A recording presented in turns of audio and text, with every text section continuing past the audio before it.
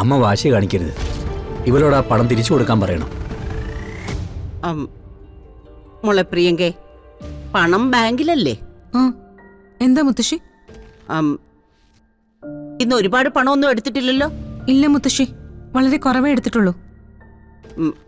എന്നാലേ നമുക്കൊന്ന് ബാങ്കിൽ പോയിട്ട് ആ പണം അങ്ങ് തിരിച്ചയച്ചാലോ?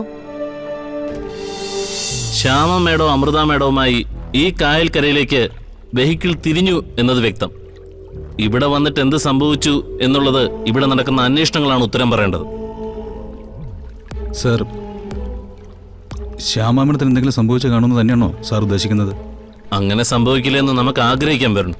പക്ഷേ സാഹചര്യ തെളിവുകൾ വെച്ച് നോക്കുമ്പോൾ സർ, ബെഞ്ചമിനും അയാളുടെ കൂട്ടാളികൾക്കും വേണ്ടിയുള്ള അന്വേഷണം ഊർജിതമായി നടക്കുന്നു.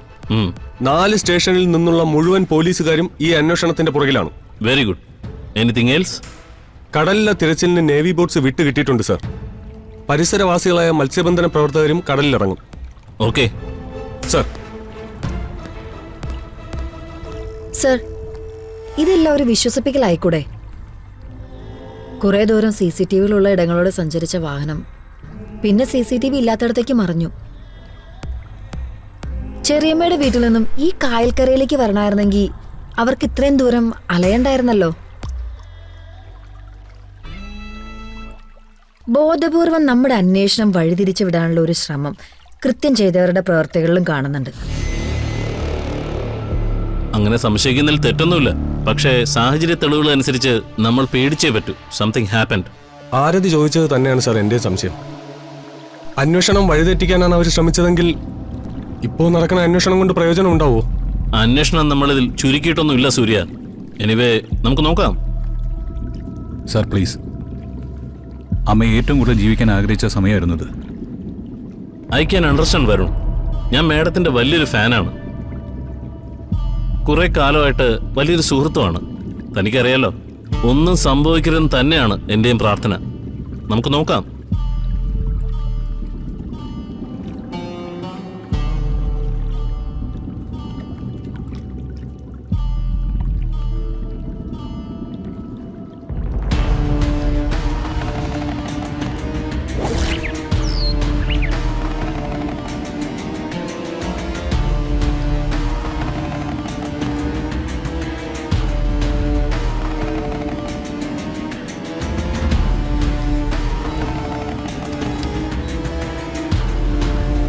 കഴിഞ്ഞില്ലേ മുത്തശ്ശി? ഇറങ്ങണ്ടേ? ഇറങ്ങുന്നടി പെണ്ണെ. ഈ അടുത്തായിട്ട് മുത്തശ്ശിക്ക് ഒരുക്കം കുറച്ച് കൂടുതലാ. അതിന് നിനക്കെന്താ? എടി, ഇപ്പൊ അറിഞ്ഞൊന്നൊരുങ്ങിയാലേ ഈ സുകുമാരി ചെറുപ്പക്കാരിയാ. ഈ മുടിയും കൂടി ഒന്ന് കറുപ്പിച്ചാ പിന്നെ പറയുകയും വേണ്ട. എന്റെ സൗന്ദര്യം എന്തായാലും നിനക്ക് കിട്ടിയിട്ടില്ല. അത് ഞാൻ സമ്മതിച്ചു. ഇതെന്റെ സുന്ദരി മുത്തശ്ശിയല്ലേ?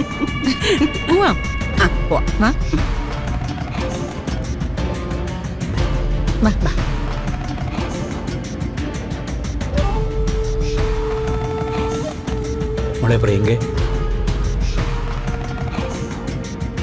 അച്ഛന് നിന്നോടൊരു കാര്യം സംസാരിക്കാനുണ്ട്.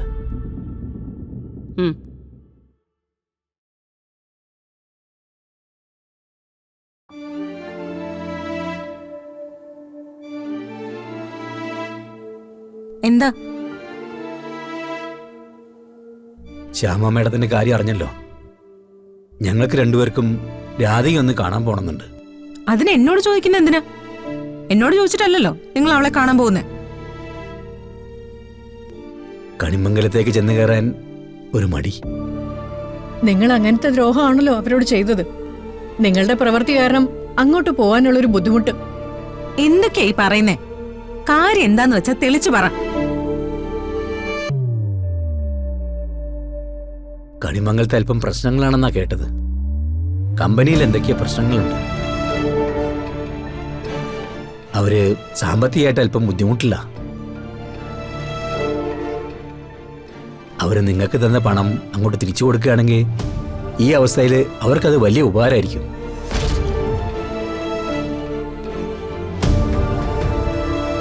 അമ്മ വാശി കാണിക്കരുത്. ഇവരോട് ആ പണം തിരിച്ചു കൊടുക്കാൻ പറയണം. മോളെ പ്രിയങ്കേ, പണം ബാങ്കിലല്ലേ? എന്താ മുത്തശ്ശി? ഇന്ന് ഒരുപാട് പണമൊന്നും എടുത്തിട്ടില്ലല്ലോ. ഇല്ല മുത്തശ്ശി, വളരെ കുറവേ എടുത്തിട്ടുള്ളൂ. എന്നാലേ നമുക്കൊന്ന് ബാങ്കിൽ പോയിട്ട് ആ പണം അങ്ങ് തിരിച്ചയച്ചാലോ? എടി, നമ്മൾ കാരണം ഒരു കുടുംബം എന്തിനാ കരയുന്നേ? ആ പണം കിട്ടുകയാണെങ്കിൽ അതവർക്ക് ഉപകാരമാവുമെന്ന് നിന്റെ അച്ഛൻ പറഞ്ഞത് കേട്ടില്ലേ? ആ, പോകുന്ന കൂട്ടത്തിലേ നമുക്ക് അതും കൂടി അങ്ങ് ചെയ്തേക്കാം, അല്ലേ? എങ്കിൽ വളരെ നന്നായി. സത്യം പറഞ്ഞ ഇങ്ങനൊരു കാര്യം പറയുമ്പോ അമ്മ ഇങ്ങനൊരു തീരുമാനം എടുക്കുമെന്ന് ഞാൻ സ്വപ്നത്തിൽ പോലും കരുതിയില്ല. അമ്മേ, പരസ്പരം നമ്മൾ പലതും പറഞ്ഞു പോയിട്ടുണ്ട്. പക്ഷേ മറ്റൊരാൾ വേദനിക്കുന്നു എന്നറിയുമ്പോ അലിഞ്ഞുപോയ ഈ മനസ്സുണ്ടല്ലോ, അതിന്റെ മുന്നില് തൊഴുകയല്ലാതെ മറ്റൊന്നുമില്ല ഈ ദേവന്.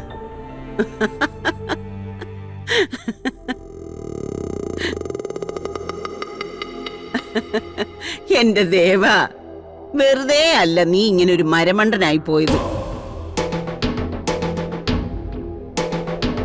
എടാ എടാ നിന്നെ കളിയാക്കാൻ വേണ്ടി ഞാൻ ഇങ്ങനെ ഒരു കാര്യം പ്രിയങ്കയോട് ചോദിച്ചാ അത് നീ വിശ്വസിക്കാൻ പാടുണ്ടോ? അല്ല, നീ വിശ്വസിക്കാൻ പാടുണ്ടോ? അമ്മേ, എടാ, നീ പറയുന്ന കണിമംഗലം ഉണ്ടല്ലോ, എന്റെ കണ്ണീര് വീണ മണ്ണ, എന്റെ മോളുടെ സ്വപ്നങ്ങൾ തകർത്ത മണ്ണ. അവിടുത്തുകാര് പണത്തിന് ബുദ്ധിമുട്ടിയ ആ കുടുംബം മുടിഞ്ഞാലും അവര് നാട് മുഴുവൻ നടന്ന് തെണ്ടിയാലും എടാ ഞങ്ങൾക്കെന്താടാ? എന്റെ പേരിൽ കിട്ടിയ 25 കോടി രൂപയിൽ നിന്ന് 1 രൂപ കണിമംഗലത്തുകാർക്ക് തിരിച്ചു കൊടുക്കാന്ന് അച്ഛനും അമ്മയും വ്യാമോഹിക്കണ്ട. തരില്ല ഞാൻ. എടാ, നിന്റെ മോളെ എന്ന് ഏറ്റെടുക്കാമെന്ന് അവര് തീരുമാനിച്ചോ, ഒന്ന് തുടങ്ങി അവരുടെ നാശം.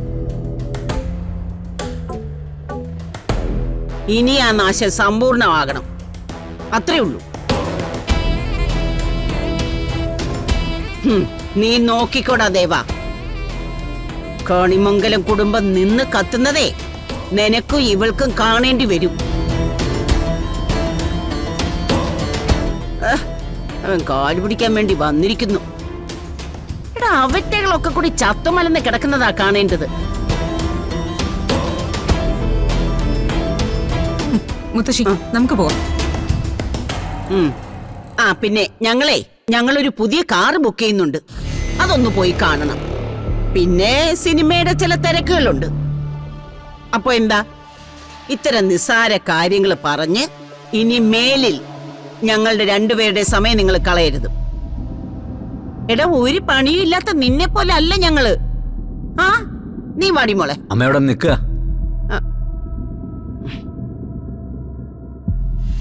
ഈ കാണിച്ച അഹങ്കാരമൊന്നും ദൈവത്തിൽ എത്തില്ല എന്ന് കരുതുന്നുണ്ടോ?